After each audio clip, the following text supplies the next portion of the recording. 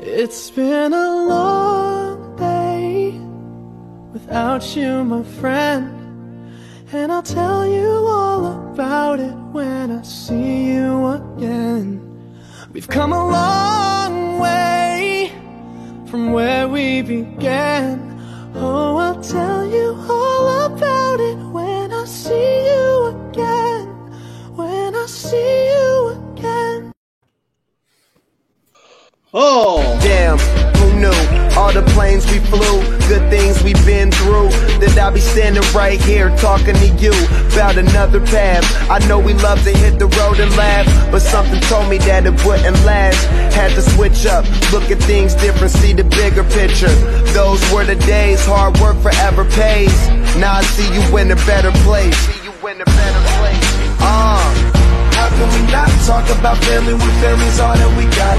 Everything I went through, you were standing there by my side, and now you gon' be with me for the last ride. It's been a long day without you, my friend, and I'll tell you all about it when I see you again. We've come a long way, from where we began. You know we started. Oh, I'll tell you all about it when I see you again. I'll tell you. When I see you again. Suzanne's Paparazzi Jewelry, 24/7 shopping available. 160920 is the code. Show her some love, like she showed us, from all of us here at the ASAP Network.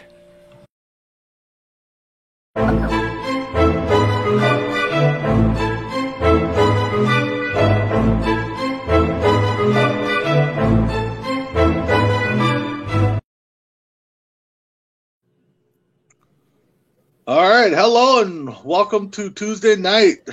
Tonight we are paying tribute and our respects to the one and only Kobe Bryant.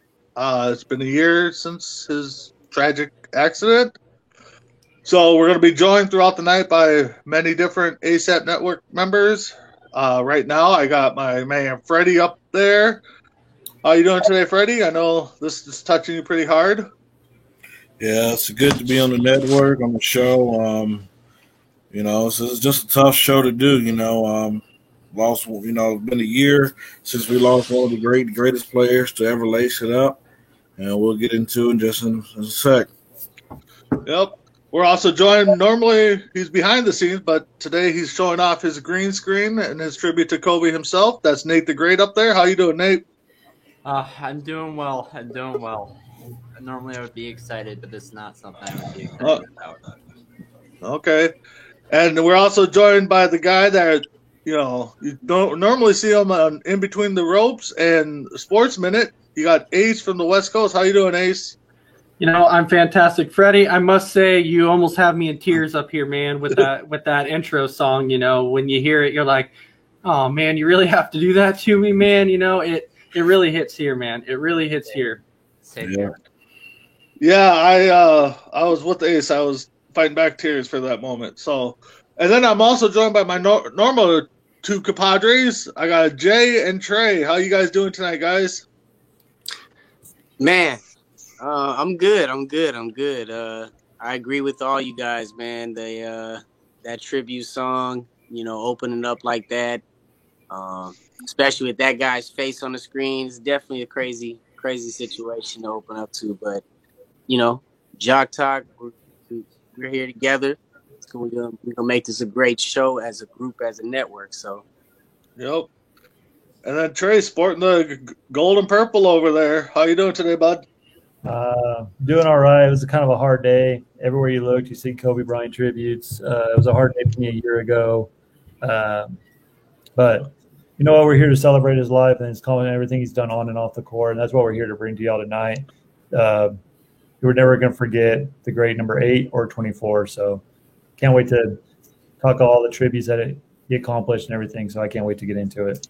Exactly. So with that being said, how about we take a moment and talk about Kobe himself. Freddie, you're the Laker fan of the group. tell us what he meant to yourself there. Man, this was tough. A year ago, I'm just gonna say how I found out. A year ago, it's crazy. I was out to eat on a Sunday with some friends, and I was just eating, having a good time, enjoying myself. Then my buddy at my job texted me and said, "Hey, did you hear about what happened to Kobe Bryant?" I said, "Yeah, I already know. LeBron passed him on the all-time scoring list the day before." He said, "No, he got an accident. He's gone." I said, "Bro, stop playing. You don't play games like that." He said, "No, bro, look it up." So I looked it up on Google, and I seen all the tweets and all that. I said, "Man, people play too much. Why are they playing games? You don't play games like that." And then ESPN came and confirmed it. And when I tell you that my whole mind and my whole process of that day went out the window, I couldn't eat my food. And I'm a big dude. I don't miss meals. I could not eat my food. I had to pay for my food and just leave. Because it seemed like when he died, it's crazy. I've had family members die, man, and it really didn't hit me like it had hit me. But this, for some reason, feel like that I knew who Kobe Bryant was, but I've never met him a day of my life, and it felt like a piece of me went with him. What he been for me, as everybody should know, I'm in the car business. I approach my job every day with that Mamba mentality, to be the best version of a car salesman, be the best version of who I am, to go do the things that I need to do on a daily basis. This dude is going to be truly missed, and man, this is a tough one here. Okay. Nate, what do you got on your memories on Kobe? What he meant to you? I started following the NBA when in 2017. So this was actually a year after he retired. But the point that I like Freddie, I'm going to get into how I found out. I was actually on my way home from church. I was getting a ride from home, and I was looking at my phone for something, and I saw, like similar to Freddie, I saw some news reports popping up that I thought it was fake. At first, I thought it was fake news that Kobe passed away, and all of a sudden, ESPN, Fox Sports, all these things are saying that Kobe Bryant confirmed and passed, and it really hit me, because not because of his basketball stuff, but he left a legacy outside of the NBA. What his legacy he left for people over in other countries like China, Philippines, whatever the case may be. He left a legacy outside the NBA, and to prove it, my parents, they don't follow the NBA as much as I do. They don't watch it as much, but they were in shock. They were really, really sad to find out that Kobe died, and that day and the day that I lost my aunt were probably the two worst days of this last year. Wow. Hey, Brandon, before you go, yeah, here for the ASAP, we also want to remember the 7 that was on the plane as well. Oh, yes. They lost a lot of loved ones as well. And we'll also remember his daughter, keep his wife and his other daughters in our prayers, his parents, his sisters. Want to remember them as well. Yes, you're exactly right there, Freddie. Ace, how about you? Your moments when you found out Kobe passed. Well, so when it comes to the moment when I found out that Kobe passed, it was kind of an interesting moment, right? Because I was watching a game, and I don't remember exactly what game it was, and I was watching the game with my wife, and my wife was just kind of scrolling through Facebook, and she was like, "Hey, this says right here that Kobe died," and I told her, I'm like, you know what? You always see those fake articles always going around all the time to where people are always coming out saying that this athlete died or this actor or whatever died. And I told her, I'm like, I'm not going to believe it until I see proof. And then I Googled it, and it's like TMZ is reporting that he died in a helicopter crash. And I'm like, wait. I'm like, okay, hold on here. We might be onto something. This thing might actually be true.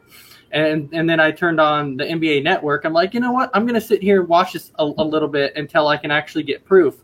And then it finally popped up that they said, yes, we are reporting that Kobe Bryant has died. And I'm like, whoa, man. And the interesting thing about it is everybody knows that, you know, I've never been a Lakers fan. I never have. But a Kobe Bryant fan, that is something that I've always been, a Kobe Bryant fan.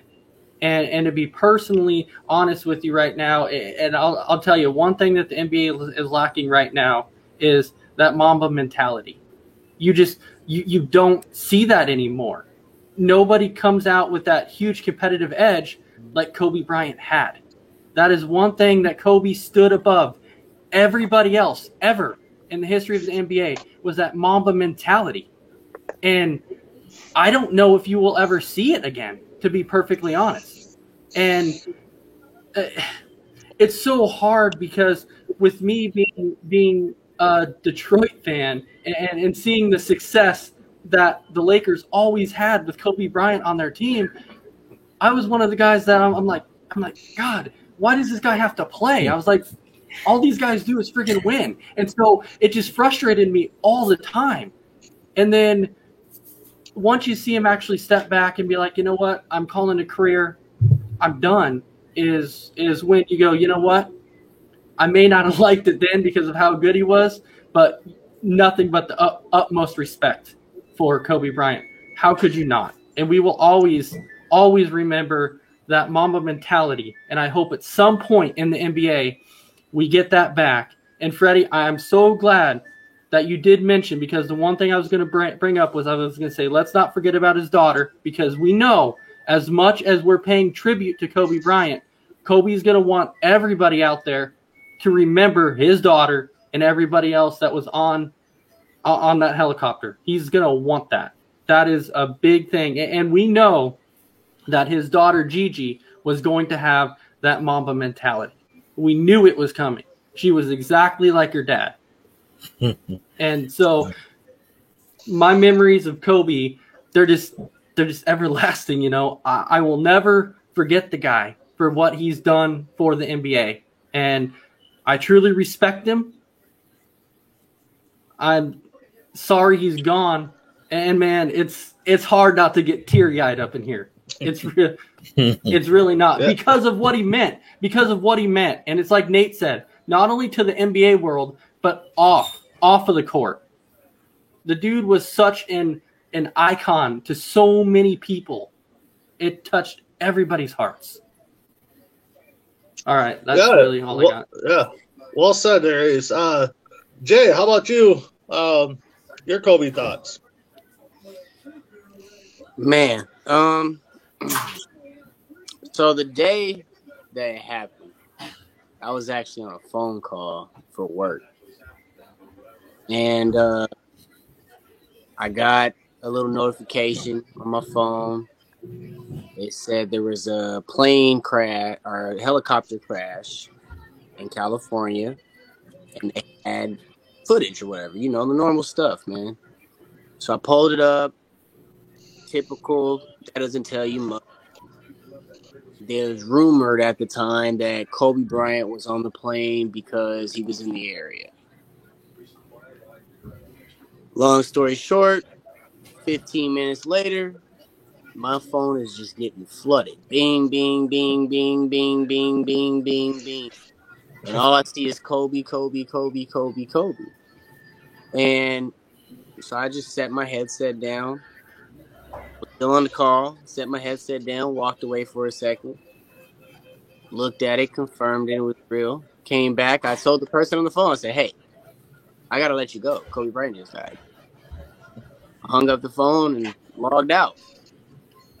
And immediately went to, you know, went to the TV, and it just started from there, man. And I mean, you guys have already touched on, the off the court stuff, but I was born in Los Angeles. I grew up there, as a youngster. Then we moved on out here to Arizona. I'm a diehard, as you guys know. I'm Arizona everything. And, basketball, not only is watching it, but playing basketball, it just meant something to me as a child. That was your separation from the world. Them 2 hours, 3 hours that you spend a day on the basketball court, it's separation. No matter what else is going on, you're focused on getting that ball in that hoop. So you grow a love for it in a totally different manner. And growing up in Arizona, being a diehard Suns fan, seeing the teams that we had, like growing up, like we've had the Amaris, the Nash, Jason, Joe Johnson, Quentin Richardson, as Shaq. We had them all in the early thousands. You know what we did not have? We didn't have a Mamba. We did not have a Mamba. It don't matter what the Suns put together. That dude, we went and got a specialist. We went and got Raja Bell, the Kobe specialist. And Kobe put him on a documentary. On a documentary. And as we sit back and we look and we talk about Gigi, I don't think people understood. I don't think people understood what we lost. She, like, when they say she was like her dad, dude, Gigi was something else. Girls don't play that way. They don't have that. She was like 12, running out there killing them. Yeah. Since she was a youngster. So, what makes it difficult is you see Magic Johnson. You see Kareem Abdul-Jabbar. You see Michael Jordan. You see the effects they've had on sports in the world. And this is one that probably would have had more effect on the sports and the world. But it's cut short. So it's crazy to see that, man. It's crazy. It's hard to look at. And I'm telling you, I'm a diehard Suns fan. Every year we dealt with them. So it's a, and I was talking to my boy Freddie over there. We talk about it all the time, but there's stuff that people leave out when they talk about the best in this type of context that you can't leave out. That man didn't go look for nothing. He didn't care who he had with him. And I mentioned a little bit of this when I talk to y'all, man. A team is a team. If you on my team, man, I'm checking you. You with me. We doing it all. You as good as I am. I'm as good as you are. We gonna do this together. And that's who Kobe was. People talk about who he had on the team and afterwards, and he won. He went to the court and he made whoever he was with better at all times. And that's something that players nowadays, they lack. They want to move around. They want to go find people. Who are you? Yep. Who are you? He was the Mamba. Yep. Well said there, Jay. Trey, you're up, bud. You're wearing the purple and gold. Let's hear it. I am. I'm wearing the purple. Kobe was like everyone else. He was my favorite ball player. He made me become a Laker fan. Just watching him, how he work ethic and everything like that. And he drew me into the game of basketball. I was always a basketball fan, but it wasn't as hard as I am now because I love watching his mentality. Because after Jordan left, I thought, oh, we're never going to see another player like that. Kobe was right there with Jordan, with everything. He stole everything from Jordan, like his jump shot, the way he chewed gum, the way he talked, like everything. And that mentality that Jordan had, Kobe was taking it and doing greater things with it. And Ace is right. He's not we're not going to see that ever again, the way the NBA is structured and the way everything is right now. And it kind of it sucks. It really does, because that's what made Kobe Bryant great. And that's why everyone, whether you love the Lakers or hate the Lakers or hate it, you always respected Kobe being Bryant. And that was the thing. But I'm going to take another turn to this. And what I was doing, we just finished church. We just went out to eat with the family, my mom, my dad, my wife, and my sister, my daughter. And then I saw it on notification. I didn't believe it. I was just in shock. We're all laughing and joking. And then I was like, what's wrong? I go, Kobe just passed away. And the whole family just was in shock. My mom doesn't follow basketball. My dad does not. He never liked the Lakers or Kobe, but he was just in shock. But I'm going to take a different turn to this. And so I looked at my daughter, who was fast asleep in her car seat. And my daughter just turned 1. She was fixing to turn 2. And yeah, it hurt that Kobe died, but knowing that Gigi was just starting her basketball career and everything, in a way, it was Gigi's life gone too soon. I just looked at my daughter and it's like, at that time I made a point that nothing's going to go above my daughter. We got to enjoy life, and that's what it brought to me. And what Kobe brought me into basketball. But what Kobe was doing, he made being a girl dad cool. If y'all have if you have girls, daughters or whatever, remember that hashtag girl dad? Kobe Bryant started that, and with all his pictures, and he made it cool to be a girl dad. And I embraced that, and it made me want to do things for my daughter and look at stuff other than sports, because that's what Kobe Bryant was doing. And they say never meet your heroes or anything, but there's only 2 players I would almost consider my heroes, Derek Jeter and Kobe Bryant. And it just – yeah, we all remember Kobe Bryant, the all-star, 81 points, all that, this and that, all accomplishments. But I look at him more what he was doing out the court after he retired. He just looked happier. He looked at peace. He just looked like he was achieving a lot more, and he was enjoying the family life and being the girl dad. So that's what hit me. Honestly, I was in shock all the way till about 10 o'clock at night. I still couldn't believe it. And then everyone went to bed in my house, and I was just in there dark, and tears just started. That's when it kind of hit me. It's right before I hit the bed. And to this day, I still don't believe it. I still just don't. I see highlights of it. I'm like, oh, yeah, when are they going to have the Kobe interview? And it just sucks that we're never going to see what he thinks of how the NBA is going anymore, or his attributes, his mentality or anything. Because if anybody watched that ESPN detail where he breaks down everything, that was remarkable. Just his mind, the way it worked, like he saw things that other players didn't, and it was just Kobe was just a man. He was gone too soon, and it just sucks. But we're here to pay tribute to not only him but his daughter and the other 6 people on that plane, or 7 people on that plane, or the helicopter. So rest in peace, Kobe. Yeah. So before we jump to the next topic, really quick, Trey, I just wanted to hit on something really, really quick that you said when you talked about you would like to hear an interview from Kobe Bryant on how he thinks the NBA is. I'll tell you right now, I think Kobe would be very, very disappointed with how this NBA is right now. I think that Kobe would be like, are you kidding me? This is what the NBA has come to. I legitimately can tell you, I'm pretty sure that that's what Kobe would be saying.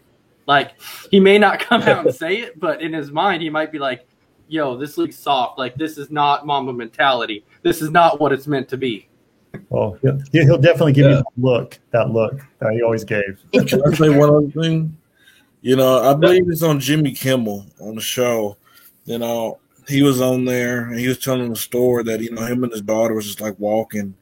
And the guy said, hey, don't you wish you have a son?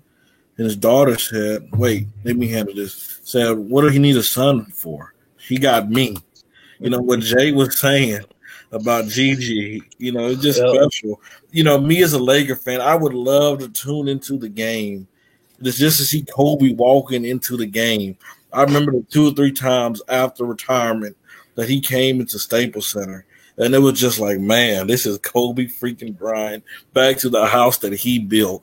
Like, you know, that was awesome.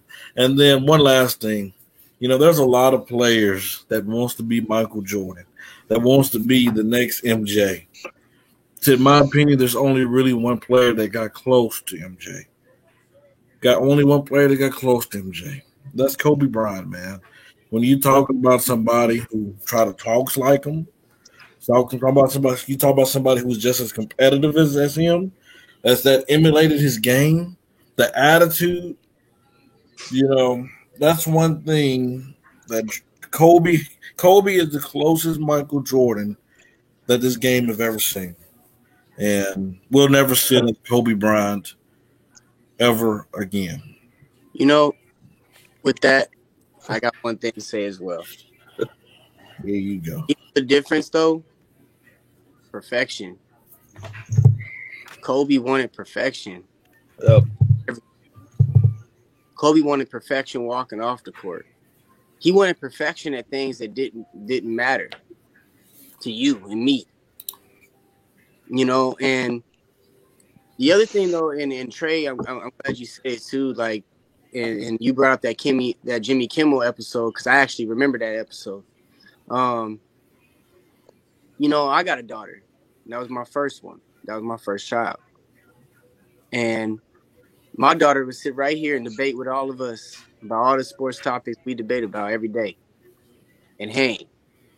And you know, to see, because I didn't even know, you know, before Gigi really got going in the basketball circuit, I didn't know how close he was with his daughter. I mean, you know, that wasn't something that was out until really Gigi really started going in that basketball circuit, and you started seeing not him coaching, forget the coaching aspect, but how close and how attentive and how genuine their relationship was. And, you know, to me, as you know, as a father, and him having as many girls that he had, you know, that was really something, you know, something to look up to and see, you know, because obviously a lot of athletes get the bad rap is that because they're traveling all the time and all that they don't have that closeness with their children like that. So for him to be as close and as attentive with their relationship, especially on the basketball court as well, it was good to see. So I'm glad Trey made a notion to that. Yeah, for me, you know, I mean, you guys all kind of touched everything, but for me, you know, I was waking up about ready to get ready for work when I got the news on Facebook, and I'm like, no way.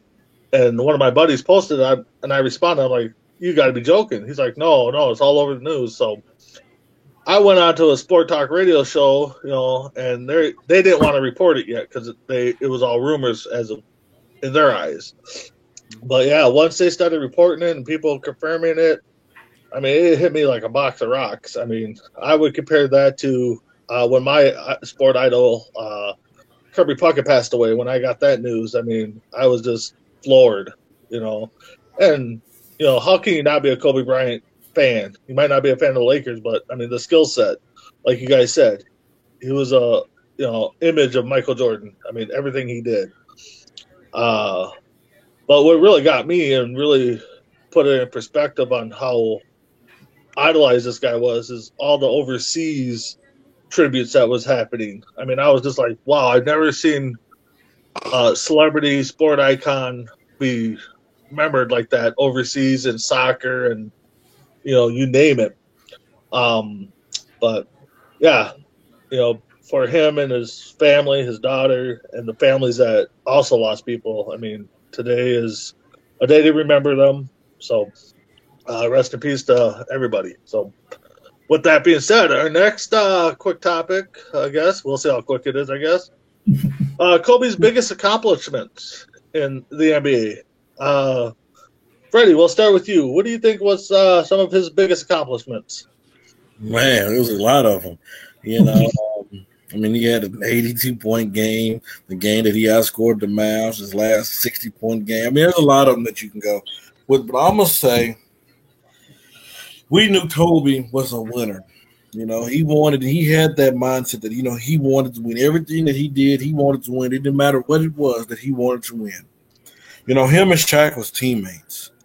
And, you know, it was a narrative going around that Kobe needed Shaq. Kobe would not win without Shaq. And that did not sit right with Kobe.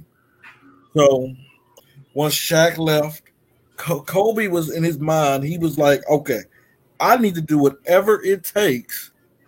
I need to do whatever it takes to win a championship. I remember, you know, when he said his last games, the best years were the down years, you know, because Kobe, he didn't cheat the game. You know, that's what nobody can ever say. This man came in there and gave his heart out. He came out there and bled. You know, he came out there hurt, sick, and all. He came out there and played, man. And I think with him winning those championships without Shaq, I think, you know, he might not ever say it, but I believe that was probably his greatest achievement in his career. You know, we talking about on the court, you know. That was his biggest, I believe that's one of his biggest achievements on the game, just winning the championship, you know, without Shaq. Because we all know Kobe wasn't the type where he didn't care about numbers, he didn't care about awards, he didn't care about regular season wins. He cared about championships. And I remember a quote that he said, if he does not win a championship one year, it's a wasted season. So I'm going the championship without the first championship that he won without Shaquille O'Neal.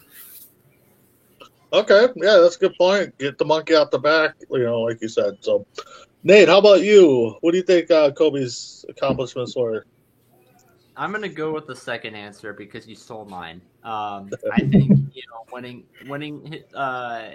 the last game he ever played in on a high note, scoring 50 points a game, was probably his biggest note, because, you know, you normally see players just coasting it out, and then he was one of those guys that finished off strong. So I think finishing that very last game, scoring the number of points he did, was his biggest, second biggest success. Okay. Ace, how about you?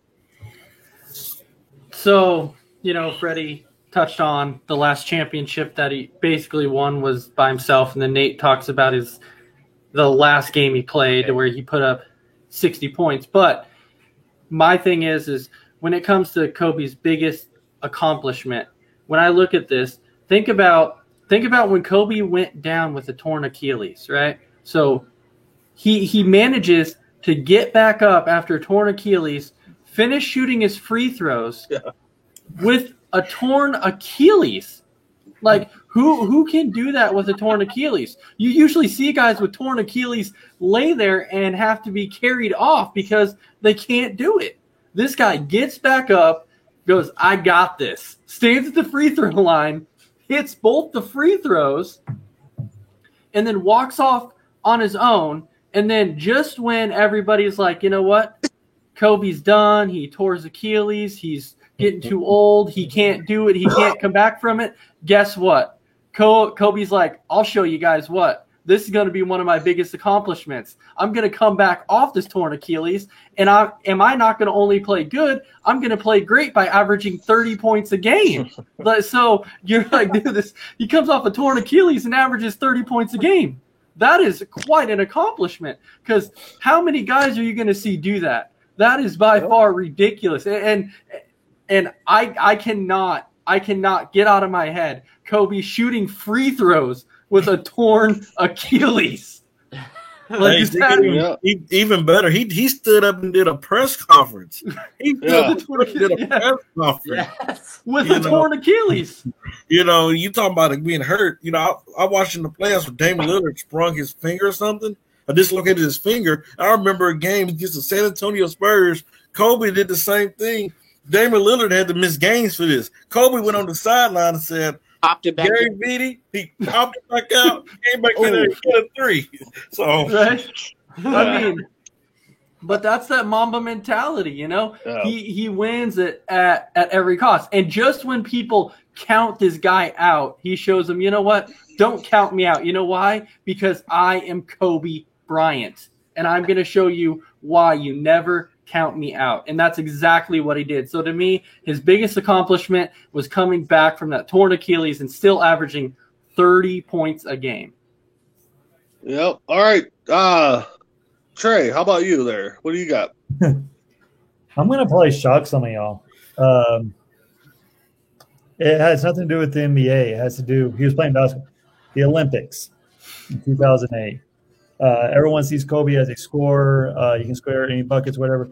But remember, America was going through some losses in the Olympics and everything. And what Kobe did in the Olympics was take everyone under his wing and showed them how to play defense. And the way he locked down defenders and the way he utilized his defending skills and took remember, Kobe was old at this. He was older because LeBron was still in his younger age and everything like that. But Kobe would take the best ball player, probably 21, like Luka or someone at that caliber, like 16, like really young, fast, and he'll lock them down and take their best player away and help Team USA. And the way he utilized his strength on defense and taught him how to play better defense, that's why he's seeing like the LeBron's playing better defense after that. You're seeing just the way he looks at other things.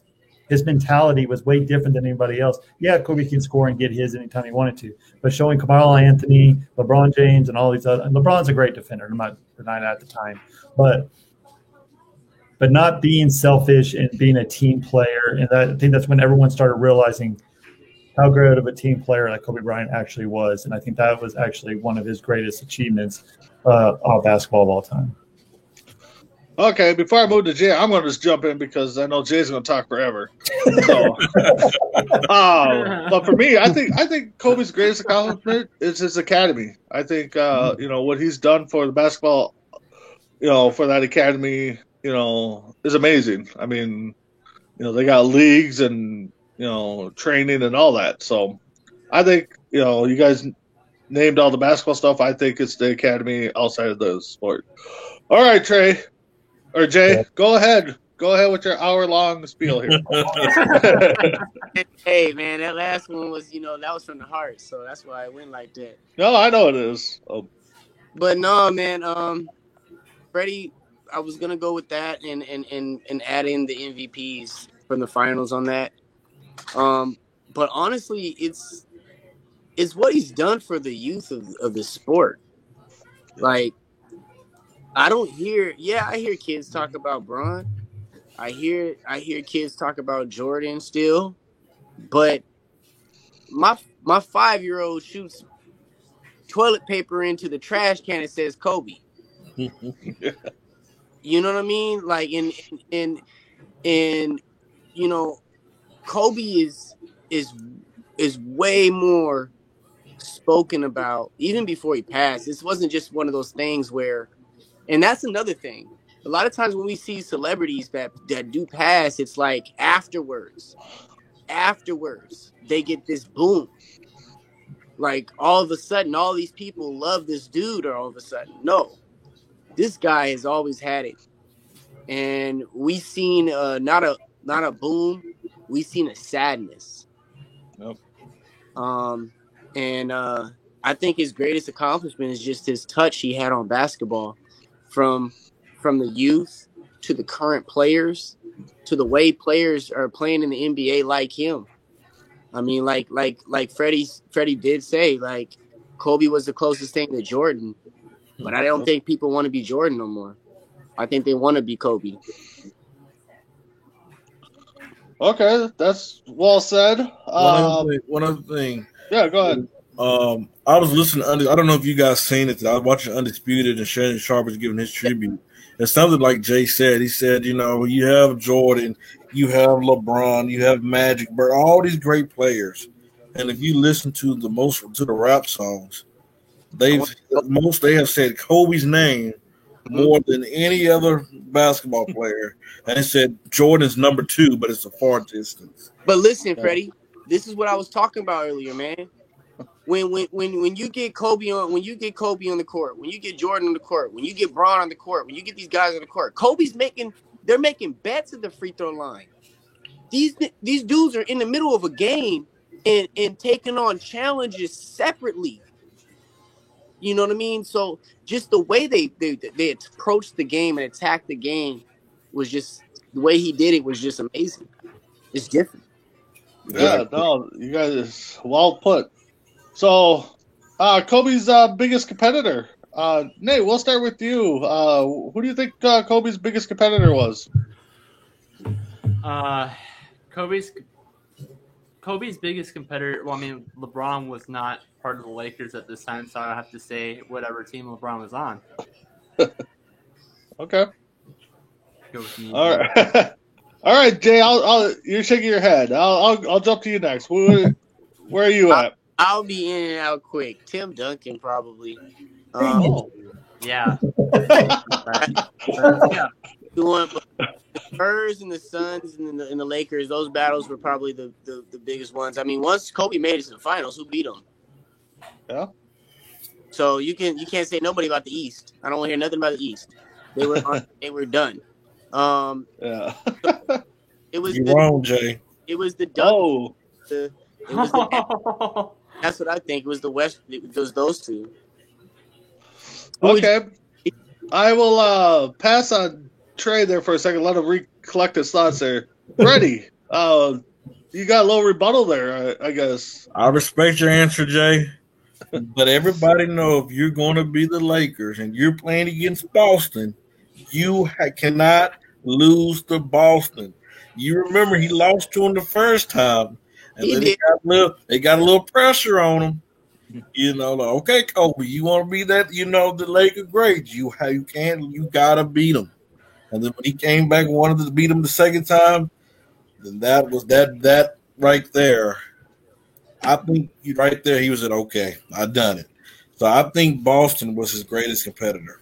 I'm like, okay, you can't fight that. No, not at all. No. We have a comment. Ace. Oh yeah, that's pretty much what Freddie was saying right there. I mean, Bell, Tony. Gotcha. Yeah, so it's go ahead, Ace. So it's kind of interesting. I was gonna go Boston, but when you look at his biggest competitor, it's kind of interesting because I want to say Kobe Bryant himself. And the only reason I'm saying Kobe Bryant himself. Thank you, Ace. I want to say that, but I don't want to say. No, it's Kobe Bryant himself. How could it not be? Because he expected perfection from himself, and so the biggest competition was himself, and so that to me, it was like his biggest competitor. He was competing against himself to be better and better and better and better and better. And let's be honest. Boston, they played them twice. The first time that was the first time of their run with Powell. It was a newer team. I mean, and then he came back and beat the crap out of them. I don't understand. Boston was not that big of a deal to Los Angeles like that. So Jay, oh my God. So Jay, I have to know. Hold on, Jay. Okay, I have to know. Is there a reason why you did not say Kobe? Because you're saying that you completely agree with me. I wanted to say Kobe, Ace. I just didn't want to. I didn't want the reaction that I got anyways because I wasn't trying to make this a debate show. But it's the real talk. Kobe had no opponents but Kobe. Mm-hmm. It's true. Kobe decided when he won, and he decided when he lost. He took the last shot of every game. There was no Boston. Boston was scared of Kobe. Boston was holding on. That year that Boston won was the first year of Powell and Kobe magic. After that, it was nothing. Jay, I'm not trying to turn it into a debate show. Yeah, don't do it, Freddie. Don't do it. But Jay, and since you didn't want to say it, that's why I said it because his competition was him. Is it? All right, Trey. You had the same reaction I had. must have been your number 2 because that was my number 1. So I thought I was going to be sneaky and say it, but Ace is, thought I was going to be sneaky and say it. So what do you got? Well, there's actually 2 because remember Kobe had two different numbers, 8 and 24. 8. Hey, I like you. 8 was the San Antonio Spurs as a collective. They're always tossing back and forth. It was always between them who was going to represent the Western Conference Finals every year. It was always close games, close series. Popovich did a marvelous, great job at containing Kobe Bryant to the best abilities that he could, but it wasn't always enough. Then if you go number 24, oh my God, I hate this question. It's hard because LeBron was still kind of young, so there wasn't no LeBron. Boston, like Jay said, Boston was at the tail end of all their career. They only paid him. It wasn't a competitive thing for him. It was a great series. I get where Freddie's coming from, but it wasn't that competitive. It wasn't the rivalry like it was back in the 80s and 70s, stuff like that. Man, I would have to just say Tracy McGrady. I was about to say. Kobe Bryant even said he was the hardest guy to defend. Yep. Tracy McGrady always brought the best out of him. That's my 2-part answer. So since Ace stole mine and then Trey was going to steal it too, I mean, I'm going to go with Father Time. I mean, if the guy didn't have injuries, who knows how much longer he would have played. I mean, I know the family life too he wanted to get into, but like we all said, family ties undefeated in sports. So, all right, with that one wrapping up, what is Kobe's greatest moment? I mean, I know we kind of touched on accomplishments, but Ace, so you can steal everybody else's answer. What do you think Kobe's greatest moment is? Kobe's greatest moment, I have to kind of go back to what Freddie was saying a little bit before, was that when people were doubting Kobe by saying he could not do it on his own, and then the minute he raised that championship trophy after it was just him on the team being like, look, for all you guys who said I could not do it on my own, this is showing you I can do it on my own because I am the Mamba. I am the Mamba, and I can. So to me, that was like his biggest accomplishment, was showing everybody, yes, I can do it. I don't need Shaq to do this. All right. How about you, Trey? I didn't want nobody to steal your comment. So. That was a good one. That was a good one. Okay, stick with me on this one, okay? I'm not even going to do basketball. I remember back when he was the allegation. We all know I'm not going to get into it because I don't. Yep. The allegation, him flying all his court back home on the plane, getting the games in the second half, second quarter a lot of times, and just putting on his jumpsuit, warming up for 10 minutes, and playing. That was awesome. But I'm going to go further than that is his second opportunity at his family life. That's the way he changed his whole life around, and the way he valued family and his wife and his children and everything like that. And he wanted to become that family man. I think that spoke to who Kobe Bryant was as a guy, and that everyone deserves a second chance, and that everyone depends on what you do with it. And I think Kobe has helped in that situation. I think Kobe Bryant would probably tell you that probably saved his, made him more happier than anything. So that's where I'm going to go with that. Okay. Good point. Nate, how about you? When you said about Ace go first, so even though you're probably going to steal somebody's answer, he did. He stole mine. But yeah, I do have a runner-up, and I know I use this for greatest accomplishment too, but he always seemed to be like one of those people that wanted to end things on a positive note.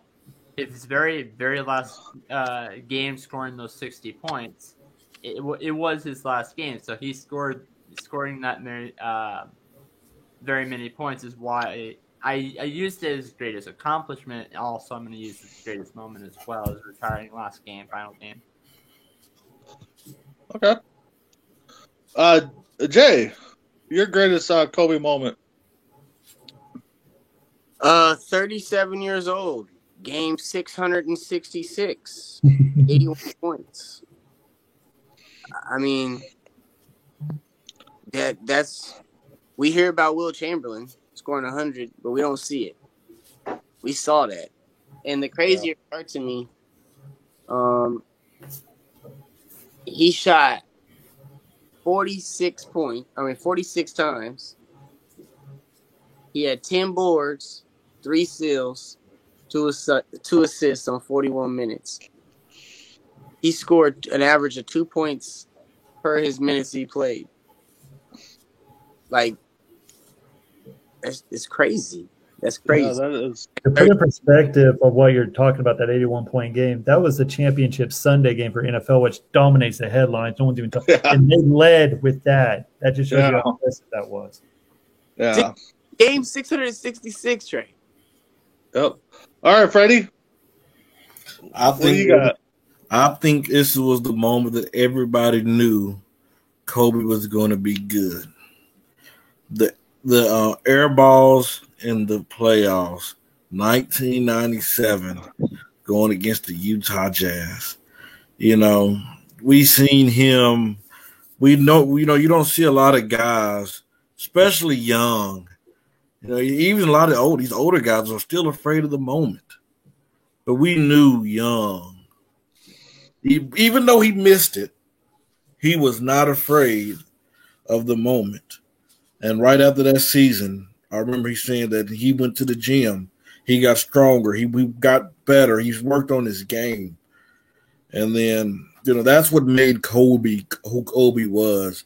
That, no matter how great he was trying to get better. He was trying to put work in his game. He was trying to elevate his game. He was going to do whatever it took to win.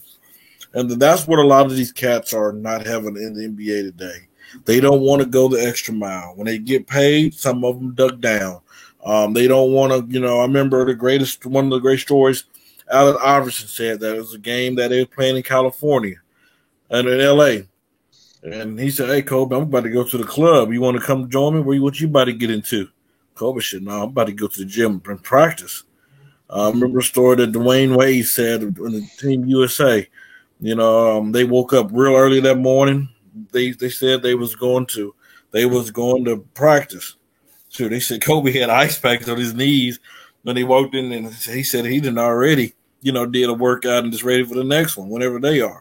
It just shows you the what this man was willing to do to be great, and that's what I want to challenge this network in, to have that Mamba mentality, just to come in and just be great with what we do. Let's not cheat the viewers, because guess what? Kobe didn't cheat the fans at all. You cannot say, if you say this, your line. You cannot say that you turned on the TV and said this man cheated you. And yeah, that's to me what his greatest moment was in basketball. Real quick, Go ahead. Brad. Go ahead. Like going back to your stories that you're talking about his work ethic and everything, he went further than that. I don't know if you ever heard this interview with Tracy McGrady.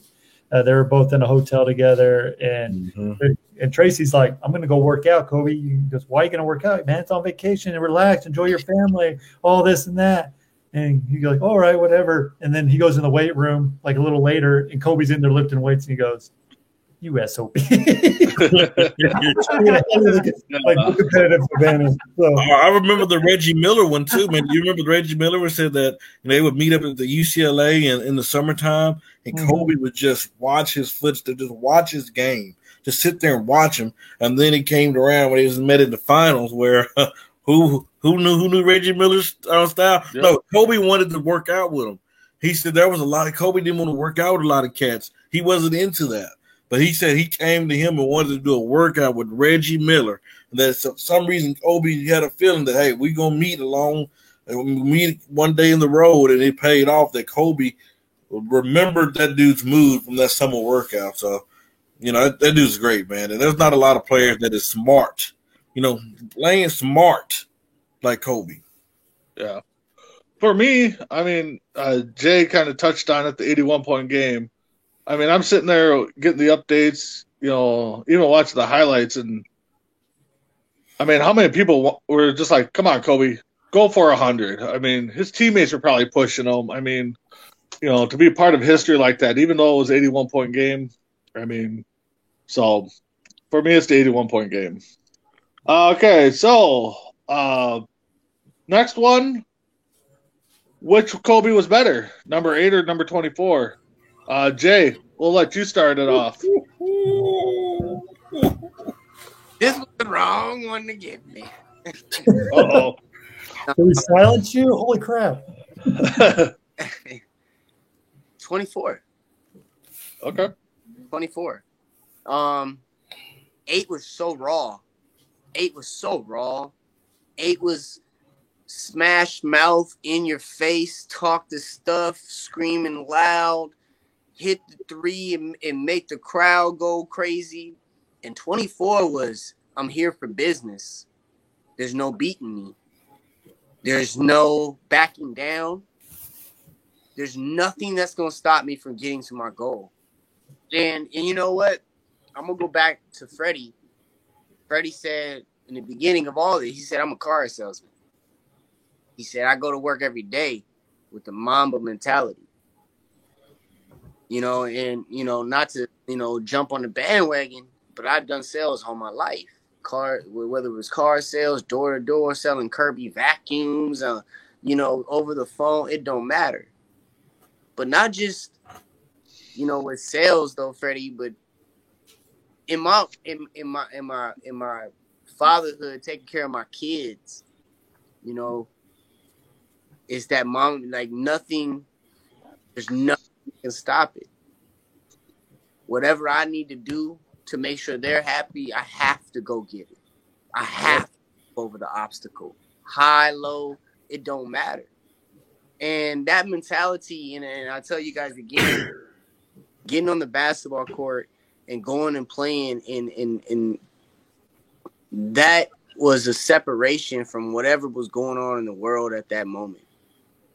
So bringing pieces of that with me into my everyday life and now my adulthood of, taking care of my own personal family, and that's the thing that Kobe brought to the table every game. That 24, he was mature. He had the Colorado incident. He knew what he wanted to do already now. He knew that being out in the clubs and being out in these things wasn't for him because he didn't have the same goals as the people that was in the club with him. So it was 24, definitely. Gotcha. All right, Nate, how about you? I know you said that started following basketball after he retired, but yeah, I did. Which one do you think was better? I'm gonna go 24 because I think, and let me explain why. My high school, I was in my high school's marching band. I played clarinet, and my high school band director always had a motto: be better today than you were the day before. And he said that every single day, every single year. All 3 years, he ended up retiring actually this past year.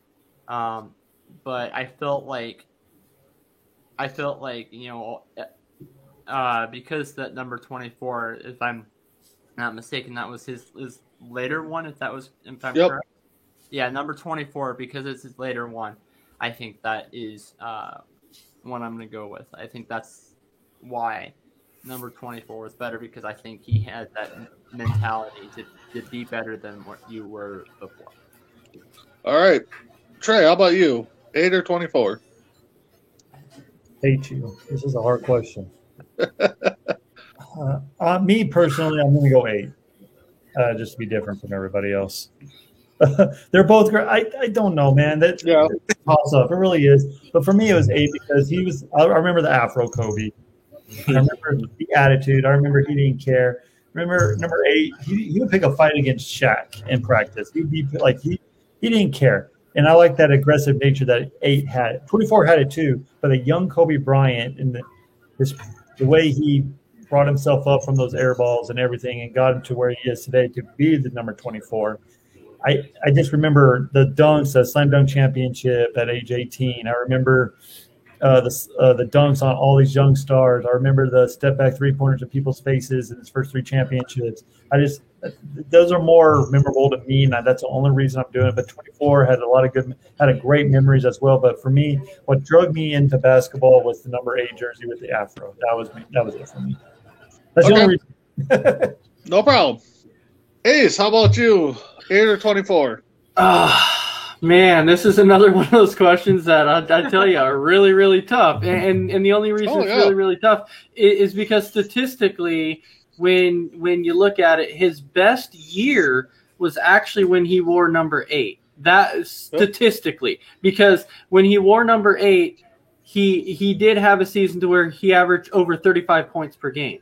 And so so statistically but it's which Kobe do you like better? And you know what? I really can't answer that question. It's so hard to answer that question because Kobe was just all around phenomenal, whether he was in 24, 8, whatever. And so, so if you're really asking me to answer the question, I'm just going to say number 8, but it's so hard. I don't want to do it. No, it definitely is a hard question. And I mean, before I get to Freddie, I got to go 24. And just what Jay said, I mean, he was mature. He took the game by the horns and ran with it. Number 8 was great too. I mean, he was electrifying. Can't go wrong with either answer. But Freddie, that watched his whole career courtside, probably with those big tickets. I know that he probably purchased. Who do you got, Freddie? 8 or number 24? Brandon, I wish that's one of the big ballers that can afford that. I'm not a big baller. I'm sitting. Oh, you weren't? You weren't sitting next to Jack Nicholson? No, I'm at the top. Okay. All right, but anyway, you got to see a lot of those games. 8 or 24. But man, me personally, number 8, like Trey said, A said, he was talking the talk, dunking on you, just nasty. But Kobe at 24 was smarter. His game was smarter. His footwork was better. This dude, number 24, was hitting those nasty fadeaway shots. This dude here at 24, he was still talking trash, but he was talking trash to his teammates in a certain way to motivate them, to get them to do certain things. He knew what he had to say to get other teammates' skin for them to do certain things. Number 24, was just a pure scorer. He was 24, was smarter. He knew he changed his game for how he's going to help, carry his body as long as he did. Because the way he was going at number 8, that dude was coming up dunking on Dwight Howard, the cats like that. I mean, I'm going number 24. He's just more wise, more mature. His game was more polished as well. Yes. And his mind was stronger at 24. His mindset was better when he was at 24 as well. Okay. No, I definitely like everybody's answers. I don't think, again, can't go wrong either way we speak. There was a comment, I don't know who's got control, Nate or about what if he would have stayed in the Hornets? Freddie, what do you think? Do you think the career would have been the same? How do you think the Hornets would have been? I mean, I'm not going to say it's going to be the same because, it is in L.A. I do believe they would have won a championship. But I bet the Hornets is kicking their butt still today. Like, man, how did we trade this dude? Why did we trade him? Like, geez, Louis. But I think, with being the Lakers, they had Shaq. They had that team with Shaq. And they was able to get Pau Gasol. They had Andrew Bynum, Ron Artest at the time, Derek Fisher, Lamar Odom, and them boys. So I don't think the Hornets was going to get, too much of talent around Kobe just because of, it's the Hornets. Well, you got to remember, he probably would never be the Hornets anyway. Because they already made that trade, and the Lakers wanted to pick him. The Hornets were the next pick. There was no reports to say the Hornets wanted Kobe to begin with. They already made the trade, but the NBA rules, you got to wait to finalize the trade, and they didn't do that yet. And so they just picked for the Lakers. That's what it was. We don't know who the Hornets were going to pick. Yeah, I believe he wouldn't have, but wouldn't have been a Hornet. the trade was already made. But Ace, what do you think? Do you think careers would have been similar, or?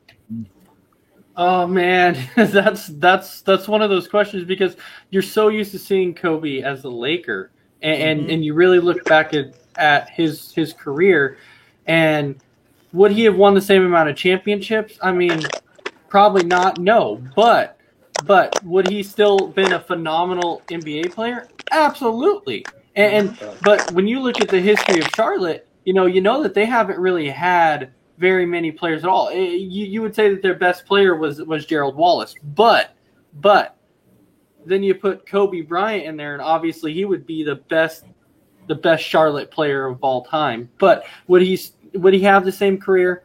No, definitely not. Okay. No. Nate, how about you? I'm with Ace. I mean, you probably wouldn't have a better Laker. He would have had a better career if he was a Laker than a Hornet, but he would definitely be the best Charlotte Hornet of all time, because I don't think they would have won as many championships, but he still would have definitely changed that organization around.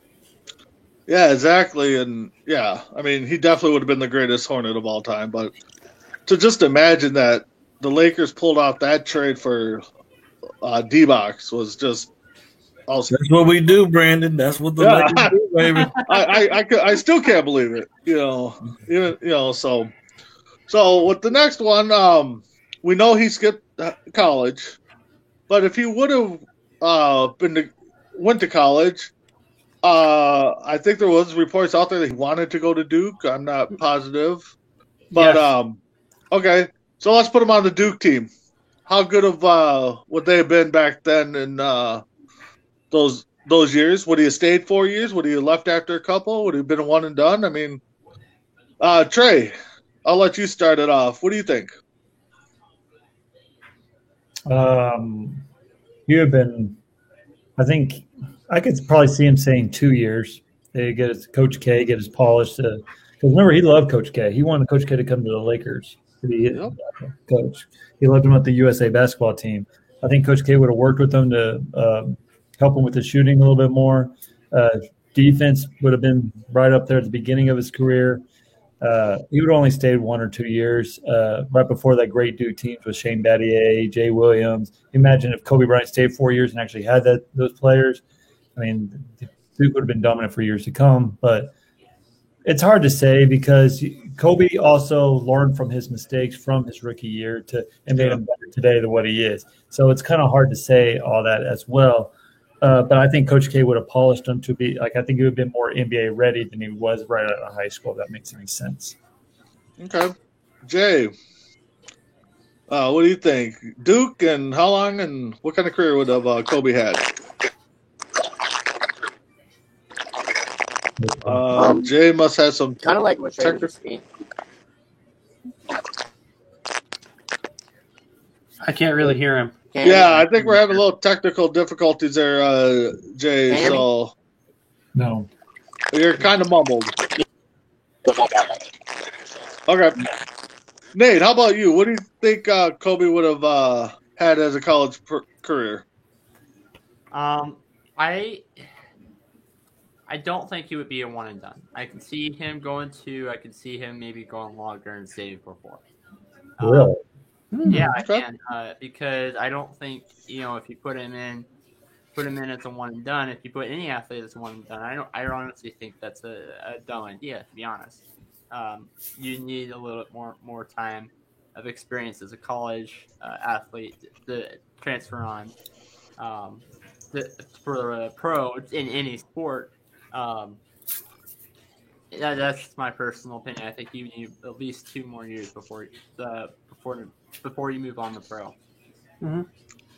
Okay, Mr. Freddie. He would have been great. He would have done his thing. Probably would have won a championship as well. But it's funny that we brought this question up. I actually listened to an interview with Kobe today, saying why that he didn't choose to go to college. And he said this. He said he at the end of his career, he did not want to question himself, because he had the possibility to go straight out of high school. That if he could do that, he wanted to prove to himself and to everybody else that he could come out of high school and go straight to the pros and become a great player. So me personally, I'm glad that he didn't go to college because he probably would not have been a Laker, and then he probably would have got me would not probably been on my team. So thank you, basketball gods. Well, and you also got to remember him coming out of high. At that time, players weren't coming out of high school. There was no great high school player.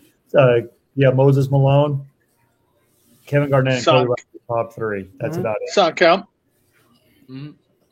Yeah, Lou Williams. Lou Williams came out of high school too. Not at that time, though. Well, not at that time, right? You're right. That's what I'm talking about. Before that time, because you remember Jordans were staying 3 years. Right. Duncans were staying 4 years. Like they. College. Yeah. I mean, for me, I mean, I can see 2-3 years. I don't know if he would have stayed all 4. I can't remember who all was on the Dukes teams back then either. So, but yeah, it would have been nice to see him with Batty and that crew. It would have been his senior year, I think. He would have been a senior with Shane Battier. Jay Williams is a junior. Carlos Boozer. Dunleavy. Oh my God! Whatever. Oh yeah, that team would have been outrageous. Jay Williams is going to be nice, but injury stopped him. Yep. So yeah, I see a couple years, but he went out of high school and went to Freddie's Lakers. So the final topic I have. Hey, Brandon, you forgot about me up here, man. Oh, I'm sorry. You stole everybody's answers. I thought maybe you already stole yours, but go ahead, Ace. You're actually the one that brought the question up in the first place. So in our chat. So okay, break it down for us, bud. No, you're good. Like, if I saw Kobe in college, to be perfectly honest, he probably wouldn't have stayed past 2 years. I would have given him 2 years, but. Personally, though, like, can you imagine if this guy would have went to college, how polished his game would have been going into the NBA? He would have been so much better immediately going into the NBA. He would have been a much scarier player, definitely in his rookie year. And Freddie, the one thing that you forgot, though, is that you're saying, he wanted to come out and show everybody that he could go out of high school and just play. But the one thing that you're forgetting also was that when they gave him an interview in 2007, and when they asked him what his college of choice was, he said, well, obviously I wanted to play at Duke. And then when they asked him why he passed up on playing at Duke, he said, I passed up on. He's like, because the rumor was that Michael Jordan was getting ready to retire. That he was just a few years away from being done. And Kobe's like, I wanted to go to the NBA at that point because I wanted to play against who was considered at that time the greatest of all time. So Kobe's like, I wanted to play him. I wanted to go up against him because I wanted to make sure that was possible before MJ was done. Ace, isn't that amazing? A young man who was not afraid of Jordan. I'm about to say this. It might turn some ears on this show. It might get y'all coming after me. Okay, just don't. I'm just saying. Oh God! I believe. Was it 2008 or 2010 or 2009 was the year that LeBron and Kobe was supposed to meet in the final. They had the up-its and 2009. There could be a said that Mr. James was kind of afraid to go against Kobe. Is that a thing? I mean, is that a thing? I'm just asking. You know my answer. Can you hear me now? I'm surprised you even brought it up. I'm just asking. Can you hear me now? Yeah, we can hear you. It is a thing. Yes, but only the killers were not afraid to go up against the killers. If you look at Iverson and what he did the first time he had Jordan out on an island. Look at Iverson. I mean, Iverson not to switch up the situation, but Iverson had that type of mentality as well. He just never got as far. You know what I mean? Yeah. And that's Kobe when he came in, bro. And to go back to where, I missed my little segment. Yeah, go ahead. But no, I don't even want to answer that question the same way. I don't I wouldn't have changed the history. I wouldn't have foreseen it being changed. Kobe didn't want to play college. Kobe was already playing pro. That was a decline for him. He was overseas. And it's just like Luka. If you guys would have asked Luka to go to college, what? He's been playing pro for 8 years. Yeah, Luka's been playing since he's 15 years old. Yeah. So when Kobe was coming up, it's a totally different situation than us over here. Overseas, he had been playing pro already. So went back to what Ace was just talking about Kobe saying, "Oh shoot, Jordan's gonna retire." No. Wait. I've been waiting. I've been preparing for this. He had already played everybody that was considered the greatest in his circuit. He had already played all of them and dominated. So he was ready to come to the U.S., not just the U.S., but the NBA, and take on who we thought or who was considered the best at that time. So to answer that specific question, X out Duke, that wouldn't have happened. And it didn't happen, but I don't even want to take that shoot. You know what I mean? No, we got you. I mean, there's no wrong answer, you know. Of course. So, with that being said, the last topic, and then we'll see if anybody else got anything. Where's Kobe ranked all time NBA, sports in general? So, Nate, we'll start with you. I haven't started with you in a while. What are your thoughts? Now, in the NBA, the GOAT discussion is kind of hard. You know, when we first ASAP when it was first started, I would say LeBron is the GOAT. Michael Jordan is number 2. You know, but after going back and looking at it, there's only one really true GOAT, and that's over in hockey. But everyone is also entitled to their own opinion. No. I still put LeBron as the GOAT, but that's only because that's the one I grew up with. That's the one during those 3 years. That's the guy that I saw watching. Kobe's number 2, though. I have him at number 2. And then I have Michael Jordan at number 3, only because I really enjoyed his last part of his career. Always ending the game and stepping towards the right direction. Okay. Ace, how about you? Where do you rank Mr. Bryant?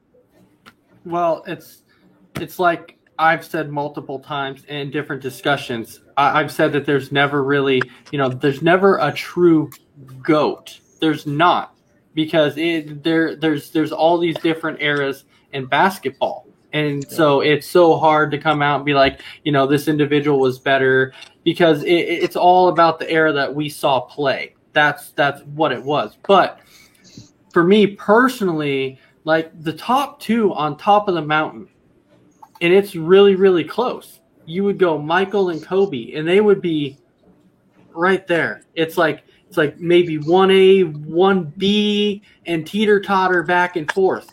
Truly, that's truly what it is. And it's so hard to really sit there and be like, which one's better? You just don't know. And so that's why you have maybe a 1A and 1B. Who's the 1A? Who's the 1B? Yep. That's really what it is. But so I put him on top with Mike, really that close. Okay. Trey, I know you love these hard ones. It ain't hard for me. All right. This one's not hard for me. All right, you go ahead. I'm guessing you're wearing the jersey, so. Yeah, but I'm also a realist. I know you are. Honestly, if Kobe would have won, if he would have won against Detroit in 2004 and would have won, if he would have went, if he didn't lose those 2 finals against Boston and Detroit, you could probably put him up there. And Kobe played well, probably up better than Michael Jordan. But Jordan was a stud. I'm with Ace. I have Jordan barely above Kobe Bryant, and then I have LeBron way down below. That's distant third. That's just me. And Yeah. That's why you're on Jock Talk. No. The reason I give Jordan the edge is because Jordan started it. Jordan gave him the mentality. Jordan gave it, and Kobe basically copied almost everything, but Kobe trying to make it better. But Jordan went 6-0. No one in his time, no one can even touch Jordan. Remember, Kobe played in 3 different kind of generations, if you want to say. Of basketball. He played against the Jordan eras where it was like the hard hits and the rim, and there was the balls. And then he got in that transcended where they're trying to transition to the modern day. And now we have this friendship league, and he played at the end of that era. So he got to play all 3, and he dominated. He had his moments in all 3 phases, but I'm just it's for me it's Jordan easy number 1, and then Kobe 2, and then LeBron at right down the bottom route rusher number 3. All right. And this ain't a debate show, Freddie. That's why I hold my mouth. I don't know if he's trying to do a Stevie Wonder impression or is he just waiting his turn. So, Freddie, we'll go to you now, bud. Debate show, I would have. I'm trying to remember this. I'm trying to remind myself this is not real talk. This is just remember, I'm after you. So this is the Kobe tribute. Number 1, 2. Number 3 is Michael Jordan. Number 2. All right, that's one thing Kobe used to do by his jersey, by the way. Number 2 is Kobe Bean Bryant. No disrespect. This is no disrespect. Kobe, this is no disrespect at all. At all. At all. Yes, Jay. At all. LeBron is number 1. I don't know who keeps muting me, but somebody's muting me. LeBron is number 1. I have the same answer. What a surprise.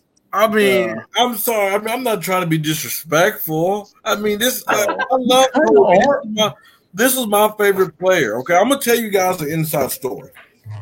I really could not stand LeBron. I still can.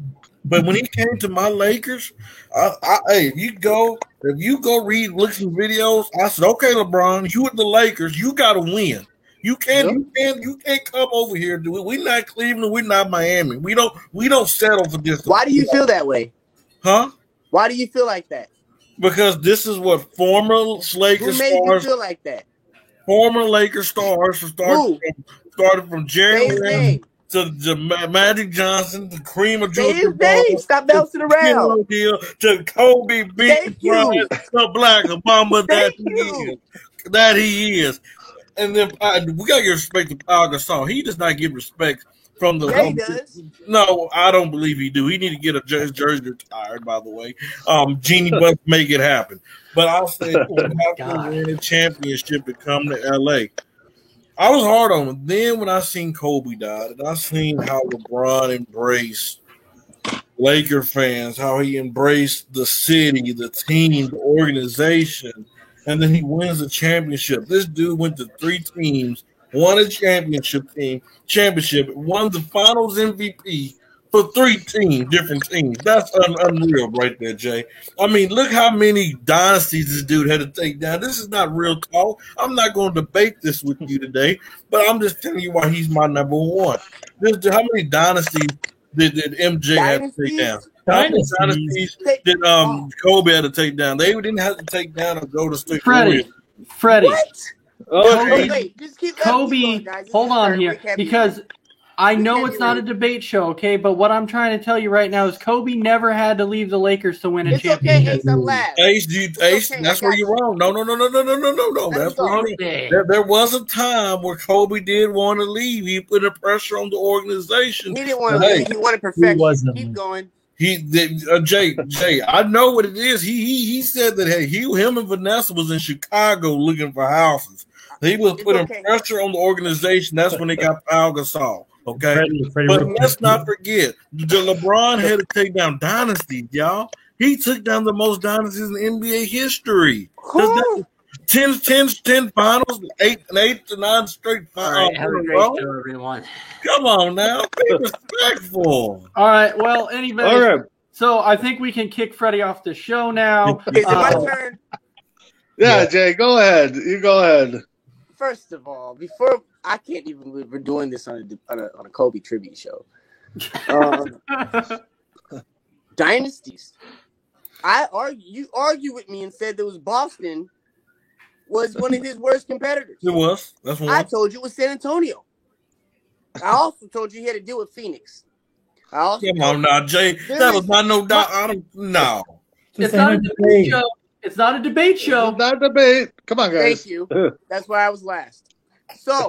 Well, I'm actually last, but go ahead. Well, yes. Yeah, after him is what I should have said, because I'm not worried about you, because you're going to kind of sort of agree with me. I already know where your head's at. Okay. But it's not even close, bro. This is not a debate.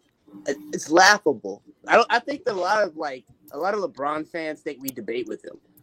It's laughable because LeBron has bounced around. He's moved around. He's accommodated for the accommodations that other teams have made for him. Kobe didn't do nothing. Jordan didn't do nothing. They sat at the same spot, the same location, and won. And in order to be a GOAT, like the greatest, people have to beat you. And that didn't happen often. That didn't happen often with Kobe. It never happened with Jordan when he reached the promised land. So I don't understand where these debate conversations about the GOAT even come from and how he can even be. Yeah, you can have a spot on Mount Rushmore. He's like the statue before you get to the top of Mount Rushmore, like the one next to the tour guide center where you use the bathroom on the last stop on the way to the up top of the hike. Right there with the directory on how to get down quick if you're scared. That's where he would be at. Kobe and Jordan would be up to the top, man. It is no debate. This is not even we're not even going to get a debate. It's facts. It's facts. It's actual factuals. It's factual actuals. Jay, what I'm about to say is no, not yet. No. Not yet. You're done, Freddie. But at the end of the day, though, Freddie, seriously, on a serious note, what Kobe would do, you don't see LeBron do. I can sit here, bro, and you can shake your head all you want. I can pull up highlights. I can pull up game-winning shots. I can pull up situations that shouldn't have happened. You can't find me those for LeBron. You can't find me. Mm-hmm. Period. All I gotta say is, Jay, come on Real Talk Thursday. We'll be over there. I'll be over there Thursday. Just for don't duck this invite. Just for this, I'll be over there. But go ahead, Ace. Jay. I was gonna say, I agree with you on the aspect of Kobe Bryant when the game was on the line. Kobe wanted the ball in his hand. He wanted the ball in his hand. And how many did you remember him missing? Barely any. Any.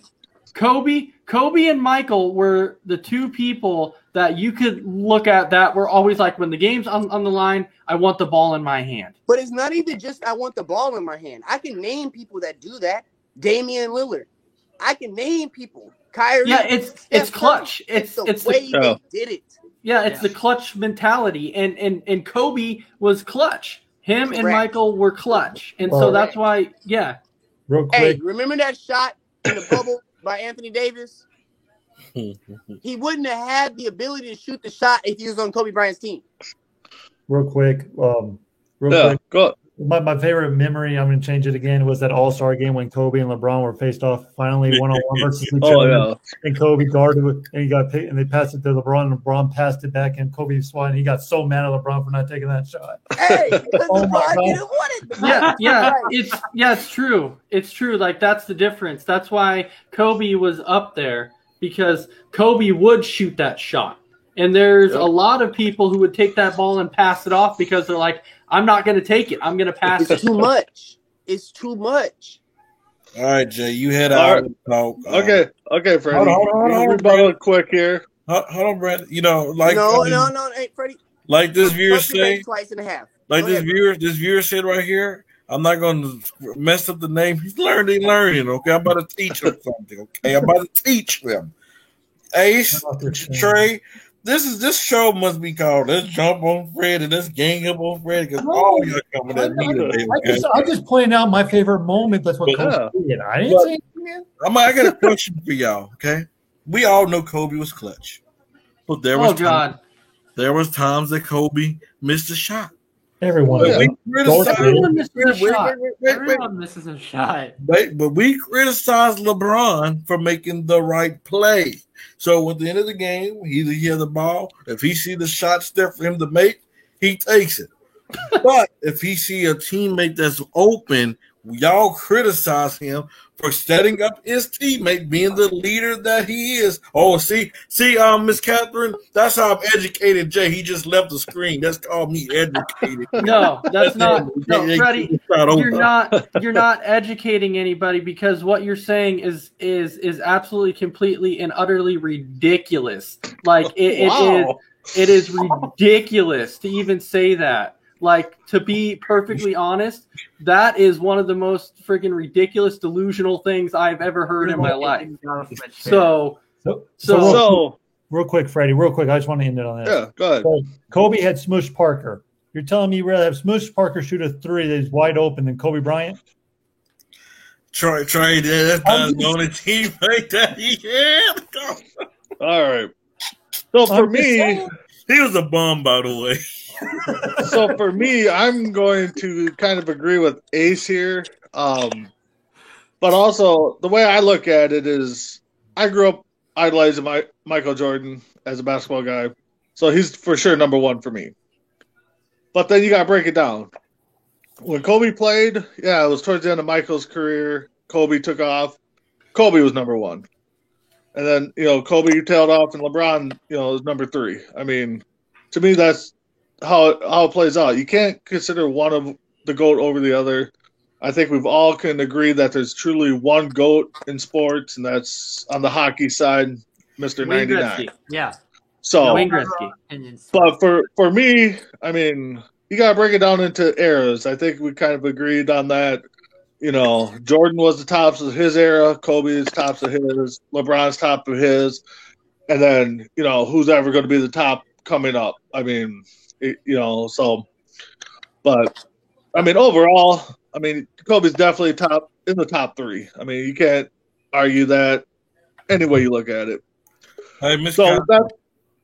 With that being said, make sure you like the page and follow the page. You can see all our shows.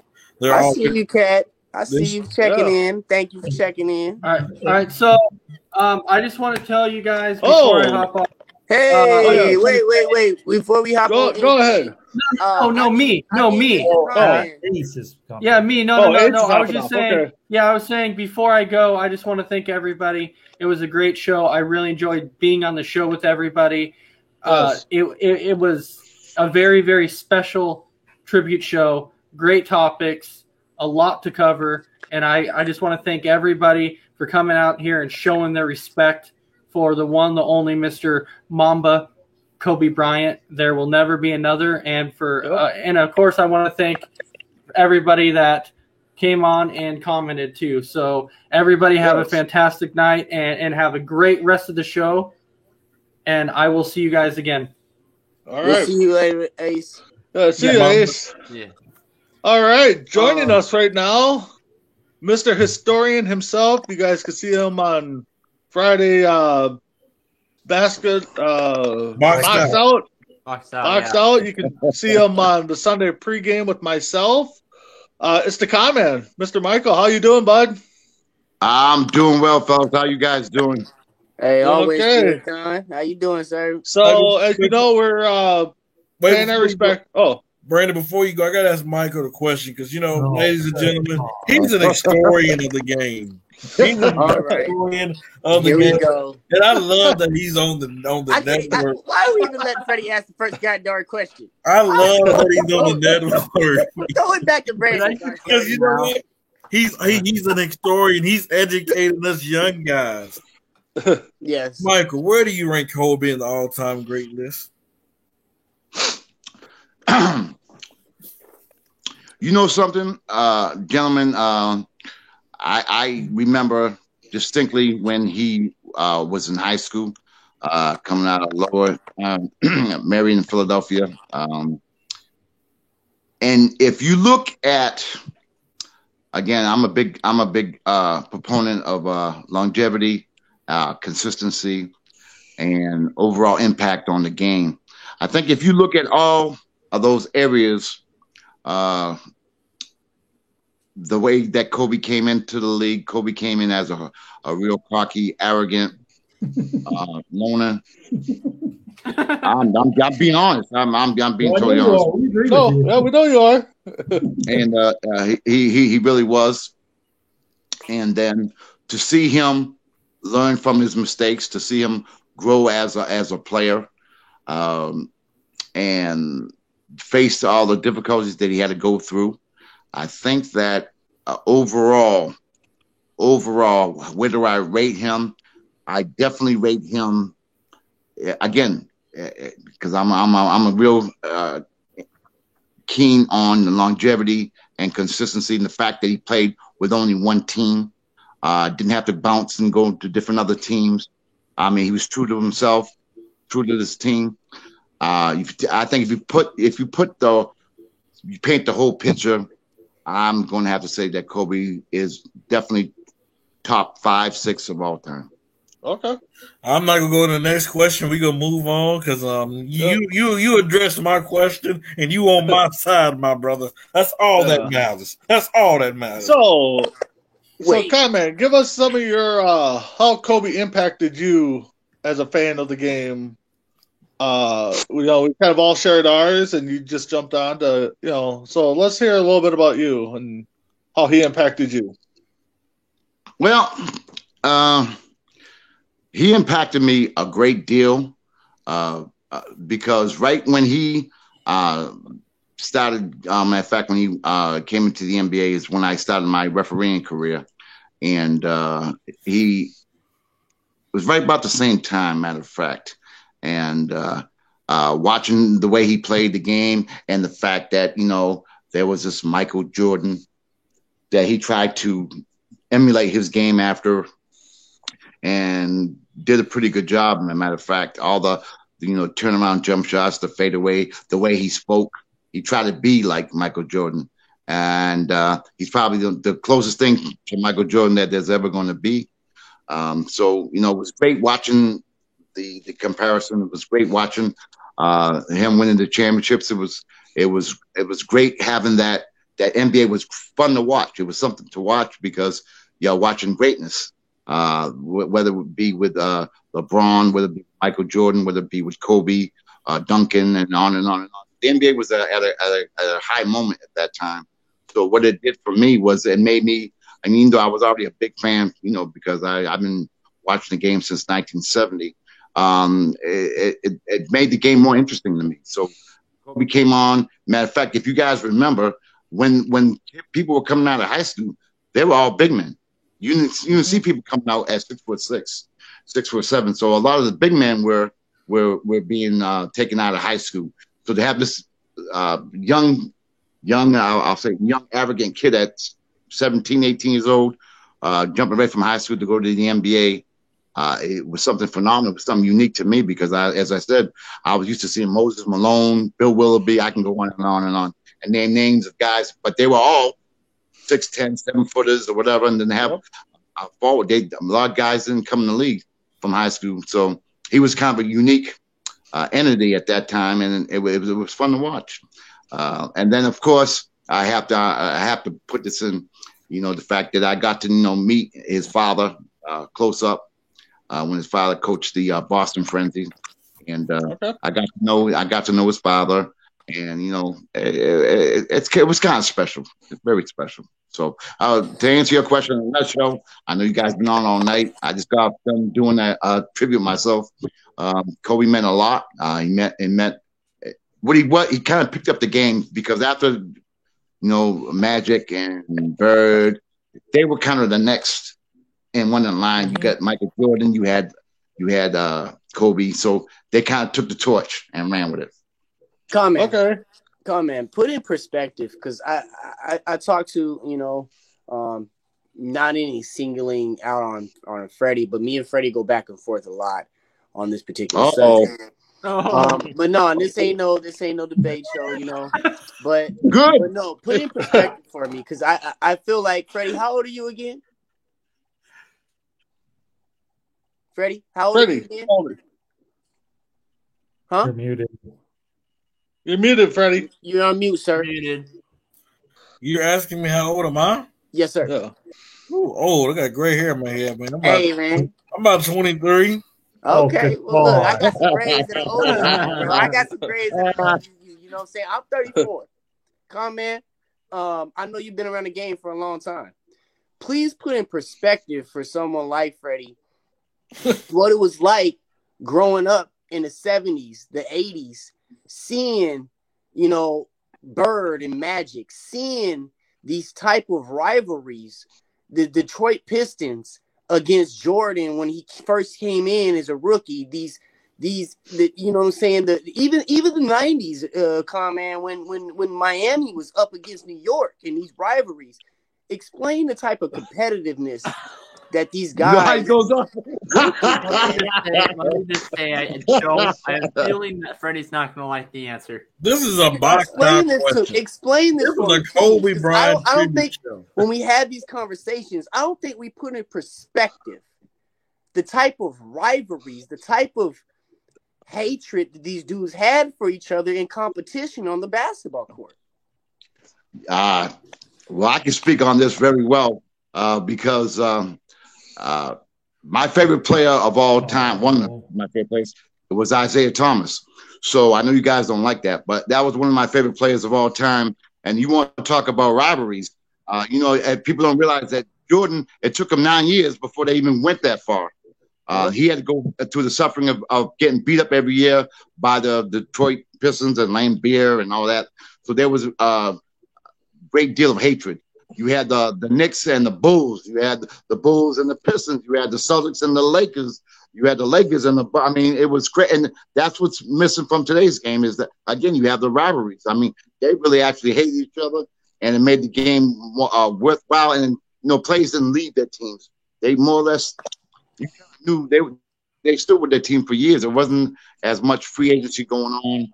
And, you know, you develop them rivalries and, you know, I just think that the game was more enjoyable to watch because it was live, it was entertainment at its best.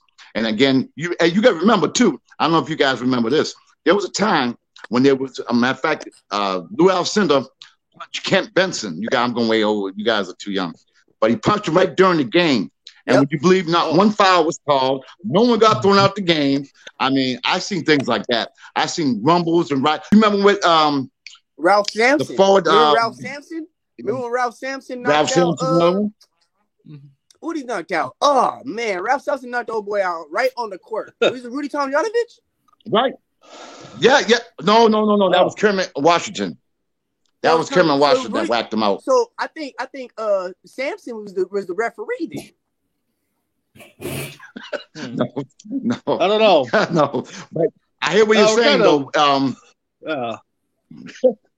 But it was. I don't know. The NBA was great to watch back then. It was. Matter of fact, there was no hand checking rule. You know, the rules changed the game a lot too. You know what I mean? Back then, you just played with man on man on. Now you got so many things to make the defenses have just like in football, same thing. You know, they make it to have more offensive points. But I mean, back then, down and dirty. I mean, that's what you want. You want man on man. You want to play. You want to earn your points. So to answer your question, back then, I love to watch that, man. I mean, you got the athleticism is a lot better now, but I think back then, man, it was just more fun to watch. And I think a lot of the athleticism that we're seeing now, I mean, I'm not gonna go against the grain and say we're not more athletic because we are, but a lot of it is just open court basketball. Like you're saying, hand checking's gone. Right. There's illegal defense. There's three in the key. There's all these different things to make the game more wide open. So when we see a player like LeBron, I love it. I do love it. But this guy wouldn't have the same freedom on the basketball court as he does now if he played back when in the early 80s when Jordan was drafted, or even the early 90s when Kobe was coming in. It wasn't It wasn't as physical, Hey, but Jay. it was the same.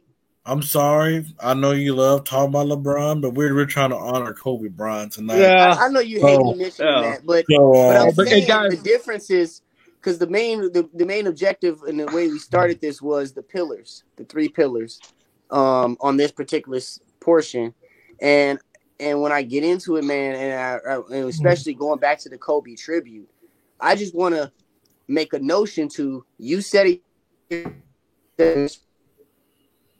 Oh, Kobe's the darn. closest thing we're gonna get to Jordan. Oh, yeah. And, Ladies and gentlemen, we all because of go ahead that- and get it. No, but Kobe's the closest thing we're gonna get to Jordan, man. And the reason being is the style of basketball has totally changed, and he was the last one on the court that I've seen. And Chris Paul has it a little bit, but he's the last dude I've seen with just the undying competitiveness.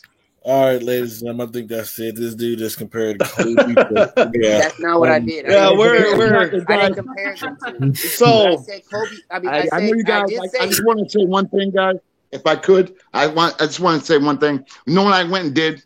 Because I've been watching all the tributes all day today, and I was crying the other day about Hank Aaron. Now I was crying. I mean, I'm all teared up. I can't even go anymore. But there's one thing I did do. I looked up the derivative of the word Kobe, and I looked it up, and I don't know how you guys are going to take this, but to me, it's kind of significant. The the African derivative of Kobe states to take the place of and serve as a substitute for, especially by reason of superior excellence of power. Wow, that's deep. That's deep. Now, the African derivative of Kobe is one of a kind. I think I'll leave it at that. No, he was. But before we go, I know we're running long here. Conman, when the news broke, how did you take that? Because we kind of all shared. We were all shocked, didn't believe it, thought it was fake. How did you receive the news? I was sitting right in the chair I'm sitting in right now, and I heard. Matter of fact, I heard through some texts, my friend, because one of my best friends is a Laker fan. I mean, throughout from day one, and he had notified me, and I really didn't believe it. We're all in shock because we weren't really getting. First, they said it was 4 people. Then they said where the plane crashed, and I mean, there were so many outlets that were stating so many different things. We really didn't know, but I was in a state of shock. I mean, I didn't know how to take it. Then they were talking about Rick Fox was involved, and I don't know if you guys remember that. It was a mess. It was. I remember I was shaking. I was like, I just couldn't believe it, man. And it was one of the things that come 10, 15 years from now, when they talk about Kobe, you're going to know exactly where you were. And that was one of them episodes where I knew exactly. I was right here sitting right in this chair. Exactly. Okay, yeah. So I was on a car ride home. So with that being said, I think we've all had great moments and paid our respects, I think, very well to Mr. Kobe Bryant. Some of us felt that we knew him, even though we didn't know him, and respected his game. So each one of you, we're going to go 30 seconds to wrap this up. I'll start with Nate. What do you take from all this? Life is very. I take from all this that the life is very, very precious. Anything can happen at any moment. I mean, we saw all of this last year where Kobe Bryant died, Chadwick Boseman passed away. All these people that passed away from some sort of for some whatever reason. So I honestly take out of this as treat every moment as if it was your last one. Okay. Trey, how about you? I know me and you, and Jay, got the kids and all. So, Trey, what do you take from this? Man, honestly, what I take, believe it or not, I just take away basically what Nate said. Also, like, I know a lot of people get into like sports and fights and because their team lost, whether they take it too hard. Remember that it's just a game at the end of it all, and you have family and loved ones, and tomorrow's not granted for anybody. Love your kids every day because those kids need a father, and Kobe showed us how to be. He didn't show us how to be a great father, but he showed us he was a great father, and that family did come first for him in a lot of ways. And I think we can learn that a lot from Kobe, how he not only Gigi's basketball games, but he also went to all of his other child's things where it was like ballet, singing, everything. So it doesn't matter what you're into, just enjoy your family as much as you can, because you never, with COVID and Kobe and everything that's going on right now in the world, you don't know what tomorrow's going to bring, because tomorrow's not promised. So I think that's one thing we can all learn from this awful year that we had. Yes, I totally agree. Freddie, how about you? What do you take from this? I think this comment right here is special. Miss Catherine said, made me want to be with my son at every moment, because if it happened the same way, I would want us to be together. Can we picture that? I know this is going to be a sad thought, but the helicopter going down, I could only picture Kobe getting Gigi and holding her, wishing that it was just him and that he could save her. I listened to Shaq was on the Stephen A. show today, and he said the only thing that he regrets that he was not, busy with work, not able to communicate with Kobe and with his sister. So, people, if you have a family member, you have a friend or something, let them know that you love them. Text them tonight, call them, do whatever you have to do. Let them know that you love them. And we ask everybody, to like this page, like the network, share this video. We here at the network, we have shows 7 days out of the week. If you love what you've seen today, we bring it every night. So tune into the network and you'll see. Yeah, no, well put there. Jay, how about you, bud? Man, Freddie, that shit. Excuse my French. That stuff that almost made me cry, bro. Because that's real talk, man. Like, every day I go out here, man, and I think about protecting my family and making sure they make it back home, and I sacrifice myself every time I wake up for them. My kids, I do double. And to picture the feeling that man had to have, not just knowing that there's no alternative, there's no other solution, there's no other option, and he's with his daughter, man. That's the last moments they spending together. Like, that's it.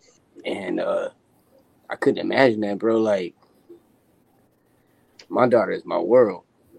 I'll do everything for her. Yep. You know what I'm saying? Ain't nobody in this world tell me different. Not my mama, not my daddy. Yep. Nobody. So hug your loved ones. Like everyone's been saying, man. Tomorrow's not promised. The next moment's not promised. We could die from a plane crash or health. Yep. Don't matter. Yep. Love who you love. Don't let nobody dictate who you love. Don't let nobody change who you love. And love them. And make sure they know you love them. Well put there. Carmen, how about you? What do you take from the moment of this? Well, unfortunately, I wish I could have caught the whole show. They had me doing tributes out here. I have I don't even know you guys that well, but I think that hearing what you guys speak about, I'm kind of honored to be on the network. You guys kept it real. You guys kept it. I'm tearing up right now. You guys kept it real. You know what I mean? And the thing is, you guys got families. You got kids. I don't have any kids. So it's hard for me to relate to what you guys are, going through.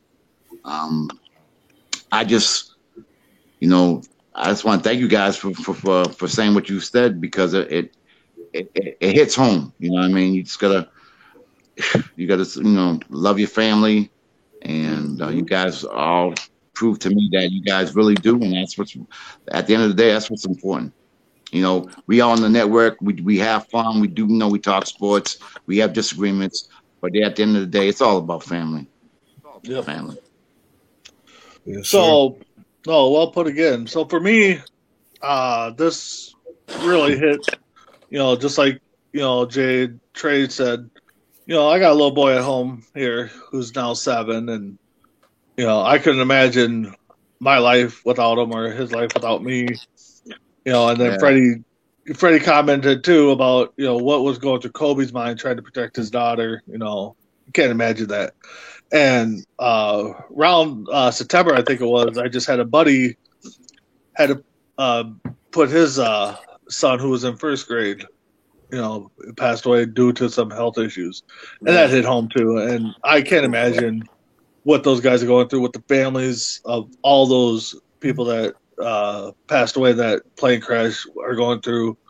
So definitely go love your loved ones, and tomorrow's not promised. The next moment's not promised, but, we just had to take it moment by moment and, do our best. And, I know we didn't really touch on a lot, or we touched on a lot of things, I should say. But I think Kobe showed that you can make mistakes in your past, which we won't cover because, but I actually forgot about it. But look at the person he turned out to be after that. So, learn from your mistakes, and, keep your, family, friends close by. Bad mistake ain't the end. So, with that being said, I'm glad we did this episode, guys. Jock Talk's fun too, but I think this was a moment we needed to take. So, Ace, thank you for joining. Comment, thanks for joining. Nate, Freddie, thanks for running the thing. Jay, Trey, I was just about we'll definitely see you guys next. Yes, What's Kat. that? This is on YouTube as well. You can meet us. Yes, YouTube, Anchor. Please, share it as well. Let everybody know. Yes. So next week, Jay, Trey, myself will be back for Jock Talk. Freddie's touched on it. We have other shows all week. We got a Sports Minute tomorrow, Real Talk Thursday, Boxed Out on Friday, and then our weekend show pregame. So, with that being said, guys, take us out with that very special tribute we had to open the show with, please. Peace Damn, who knew? All the planes we flew, good things we've been through.